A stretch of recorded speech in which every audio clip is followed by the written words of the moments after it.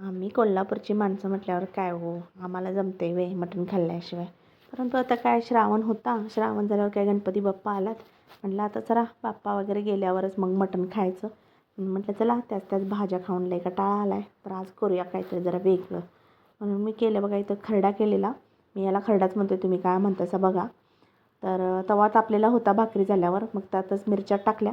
मिरच्या टाकल्यावर भाजून घेतल्या चांगला तेल टाकून. मिरच्या भाजून घेतल्यावर त्याच्यात टाकला लसूण टाकल्यावर माझ्याकडं खोबरं होतं, ओलं खोबरं, शेंगदाणा पण घातलं मी त्याच्यात. म्हणजे तिखटपणा जरा कमी होते, पोरं पण खातात हो.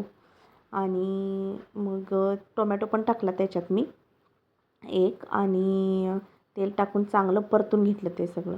परतल्याच्या नंतर मग मिक्सरचं भांडं घेतलं, त्याच्यात घातलं सगळं आणि मी ओबडधोबड वाटून घेतलं. तुम्ही खलबत्ता असला तुमच्याकडे दगडी खलबत्ता, त्याच्यात घालून पण वाटलं असं तरी पण छान लागतं एकदम मस्त.